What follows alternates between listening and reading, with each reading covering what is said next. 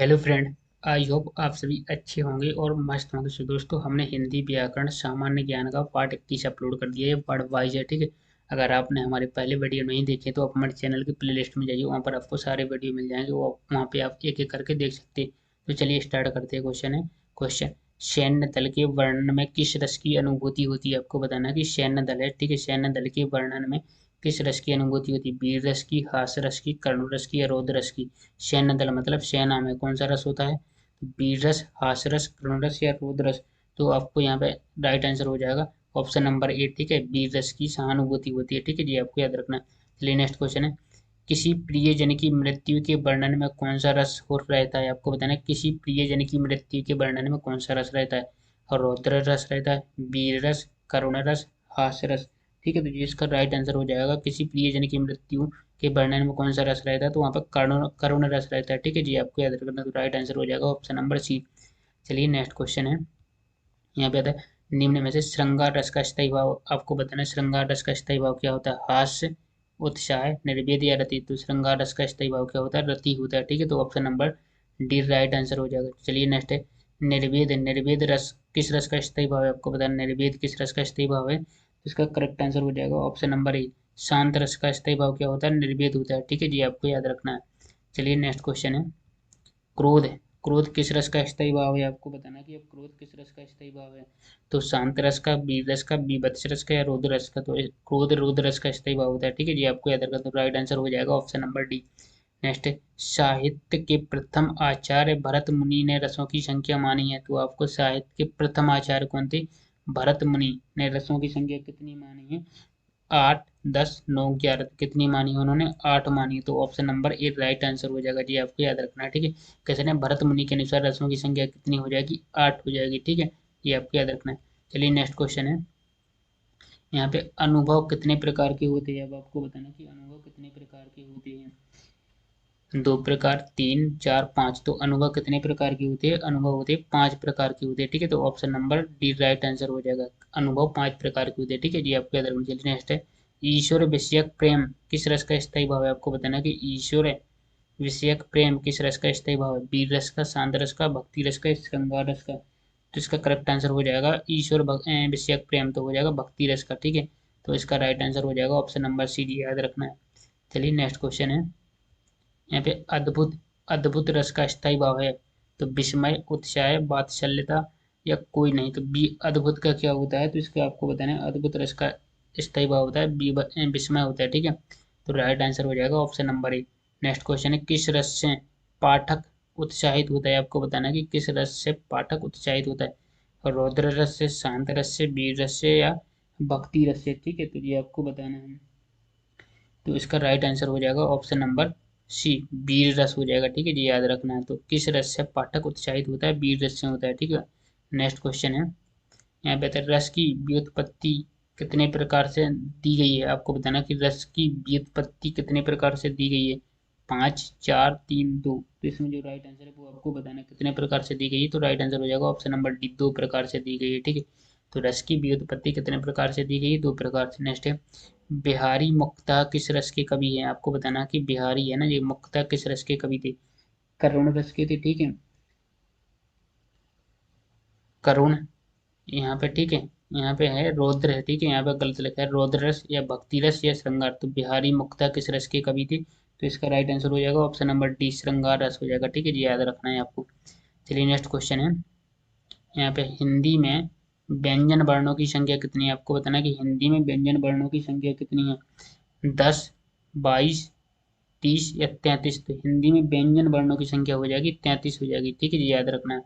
तो स्वरों की संख्या कितनी है जी, आपको कमेंट में बताना। नेक्स्ट है, शीघ्र संपादित करने के लिए उपयुक्त शब्द है, तो शीघ्र संपादित करने के लिए उपयुक्त शब्द कौन सा है? क्विकनेस, अर्जेंटली, फास्टनेस या एक्सपेंडिड? तो इसका राइट आंसर क्या हो जाएगा? ऑप्शन नंबर डी हो जाएगा, एक्सपेंडिड हो जाएगा, ठीक है, तो राइट आंसर जी आपको याद रखना है। नेक्स्ट क्वेश्चन है, चौपाई के प्रत्येक चरण में मात्राएं होती हैं? आपको बताना है चौपाई के प्रत्येक चरण में मात्राएं कितनी होती है? 14 होती है, 16 होती है, 15 होती है, 18 होती है? तो चौपाई के प्रत्येक चरण में कितनी मात्राएं होती हैं, ये आपको बताना है, तो इसका राइट आंसर हो जाएगा ऑप्शन नंबर बी, 16 मात्राएं होती है, ठीक है। तो चौपाई के प्रत्येक चरण में कितनी मात्राएं होती? 16 होती है। ठीक है, चलिए नेक्स्ट क्वेश्चन है। यहाँ पे आता है रस सिद्धांत के आदि प्रवर्तक कौन है? तो रस सिद्धांत के आदि प्रवर्तक कौन है? भरत मुनि, भानुदत्त, विश्वनाथ या भामसा है? तो कौन सा हो जाएगा? ठीक है, तो इसका राइट आंसर हो जाएगा ऑप्शन नंबर ए हो जाएगा, भरत मुनि हो जाएंगे। ठीक है जी, आपको याद रखना। तो रस सिद्धांत के आदि प्रवर्तक कौन है? भरत मुनि। चलिए नेक्स्ट क्वेश्चन है। यहाँ पे आता है आचार्य भरत ने कितने रसों का उल्लेख किया है? अभी हमने आपको अगले क्वेश्चन में बताया। तो आचार्य भरत ने कितने रसों का उल्लेख किया है? 7, 8, 9, 10। तो कितने रसों का उल्लेख किया? 8 रसों का उल्लेख किया। ठीक है जी, याद रखना है आपको। चलिए नेक्स्ट है, काव्य शास्त्र में हास्य के कितने भेद माने गए? काव्य शास्त्र में 6, 7, 4, 2 कितने माने गए हैं जी? आपको बताना काव्य शास्त्र में। तो इसका राइट आंसर हो जाएगा ऑप्शन नंबर ए हो जाएगा, 6 माने हैं। काव्य शास्त्र में रस हास्य के कितने भेद माने गए? 6 माने गए। ठीक है, चलिए नेक्स्ट क्वेश्चन है। यहाँ पे संचारी भावों की संख्या कितनी है? 33, 35, 36, 37। तो संचारी भावों की संख्या कितनी हो जाएंगी? 33 हो जाएंगी। ठीक है, 33 हो जाए। तो हिंदी में व्यंजन वर्णों की संख्या भी 33 है और संचारी भावों की संख्या भी 33 है जी, आपको याद रखना है। नेक्स्ट है, सात्विक अनुभव कितने हैं? आपको बताना सात्विक अनुभव कितने हैं। तो आपको बताना कि सात्विक अनुभव कितने हैं? 2, 4, 6, 8। तो सात्विक अनुभव कितने होते हैं? तो 8 होते हैं। ठीक है जी, आपको याद रखना। तो राइट आंसर हो जाएगा ऑप्शन नंबर डी, सात्विक अनुभव कितने होते हैं? 8 होते हैं। चलिए नेक्स्ट क्वेश्चन है।